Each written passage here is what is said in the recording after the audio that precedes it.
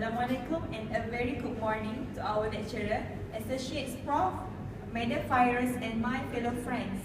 My name is AQILAH and I am standing here to persuade people to not fear depression and people with depression. Let's listen to a story first. A girl sits in the class surrounded by her classmates. The way she socializes with others are just normal as she talks, laughs, and acts too. However, it is just a cover of loneliness and sadness that wash through her that she constantly feels. She fears to admit herself that she hated me like that, as no one could understand what she is going through. How many human beings must live like this girl go unnoticed? There's research done by the Malaysian Psychiatric Association on the prevalence of depression among Malaysians, showing 50% increase in depressed patients from 2011 to 2015. According to the National Institute of Mental Health, depression is common but serious mood disorder. It causes severe symptoms that affect how people feel, think, and handle daily activities. So, to get straight to the point, today I will talk about how to deal with depression. Together, let's start by learning about depression and how to handle depression from getting worse. First thing first, I'll show you a video. Do you guys know what are the relations between the human and between the depression and the human? No. Okay, I will show you a video about signs of depression.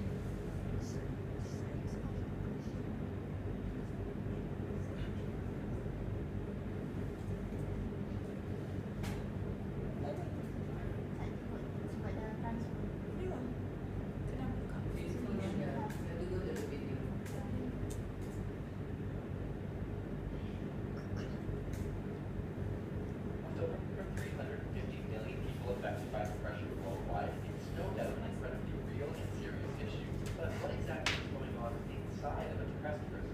Is there a biological basis for these intense feelings of sadness?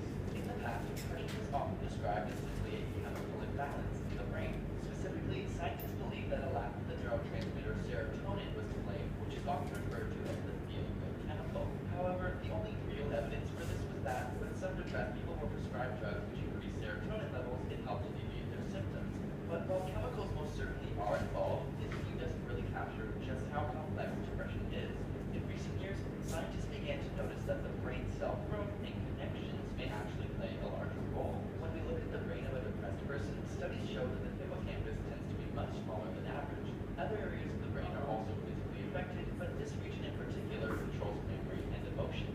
And the longer a person has been depressed, the smaller the hippocampus becomes. The cells and networks literally deteriorate. It turns out that stress may actually be a main trigger in the decrease of new neurons in this area of the brain. In fact, studies have shown that when this region of the brain is regenerated and new neurons are stimulated, mood improves. Interestingly, many modern drugs, including those which affect serotonin levels, have an indirect effect on the growth of brain cells. This is likely why serotonin-based drugs seem to help some patients, but not for the reasons we once thought. Instead, they promote the release of other chemicals which ultimately stimulate neurogenesis or the growth of new neurons. Knowing this, some scientists now believe focus should be on drugs which directly affect neurogenesis. But while your neurons and chemicals may be the direct influencers, many genetic factors have been discovered as well. One particular study found that a variation in the serotonin transporter gene leaves individuals more vulnerable to depression. Every individual has two copies of the gene, one for each parent, and this gene can either be short or long. After tracking 800 young adults for 5 years, the study revealed that 33% of individuals with one short version became depressed after stressful life events, and people with two short genes fared even worse. On the other hand, those with two long genes were much less likely to become depressed with similar life stress. Many other genes have been identified which increase the likelihood of depression too, and it makes sense when you consider that depression and bipolar disorder both run in families. Studies of identical twins show that if one has bipolar disorder, the other has a 60 to 80% chance of developing it too. So while the true cause or causes of depression have yet to be pinned down precisely, and trust us, there's a huge list of other variables that studies suggest may come into Like, it's important to remember that depression is a disease with a biological basis, along with psychological and social implications. It's not simply a weakness that somebody should get over, or even something that we have a say in. And just like heart disease or cancer, shedding light onto the subject is of the utmost importance in order to bring funding and proper research. But is depression only a human phenomenon? We look into the question, do dogs get depressed in our latest paper?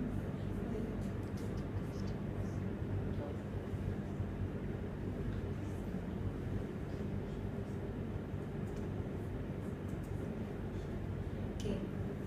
After showing that video, in order to identify whether someone is having a depression, there must be its symptoms. I want to ask all of you, what are the symptoms of depression that you may know? Quiet, people they like the dark, they alone.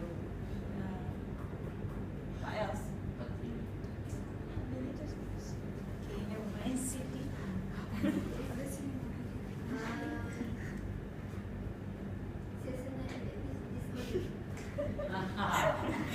You're talking about symptoms, you're talking about, what are you talking about? The disease.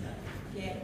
According to National Institute of Mental Health, the symptoms are as following. The first one, they might have, the people with depression might have the difficulty in concentrating, remembering details, and making any decisions. They will feel of guilt, worthlessness, and helplessness in themselves. And they also might face a persistent sad, anxious, or empty mood.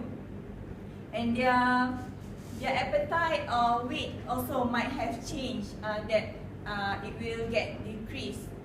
And the last one, they might have to attempt this death or suicide. That's the symptoms of depressed people. However, not everyone who facing depression face every symptoms, as there are some people only experience few symptoms while others may experience many of it. It depends on individuals or may vary depending on the illness stage. Okay. Now you have heard the symptoms of having depression disorder. Let's listen how we can prevent depression from getting worse. Are there any of you here having a depression? Yes. No. No. Yes. No. I'm not depressed, I'm happy. No, because Okay. For those who having the depression, there are various ways we can prevent depression from getting worse. First one is by socializing. We should embrace them who with depression to join the conversation with us or healthy activities that we do. We also can ask them to take a walk or eat together a healthy food with them. Hang out together. By cooking and eating together with them. Okay. Secondly, by creating a system such as support group to assist them, where we should always be positive and encouraging will be so helpful. We also should provide whatever assistance that they need and willing to accept. Lastly, most important thing is not isolate them from the society. Be a compassionate listener rather than giving advice. Always remember that being a compassionate listener is much more important than giving advice. So, to wrap it up, even though depression is a very stressful and serious disorder, we should not let it get worse. Always ask help from family and closest friend to help, as they are the most helpful person in our life. And we can also seek help from our creators to asking to ease their mind and pray that they will no longer get depressed. And we can also bring the depressed people for treatment as soon as possible. Don't get hesitated to do that. Depression is a very dangerous disease that can affect everyone and especially our loved ones. That's all from me. Thank you for listening.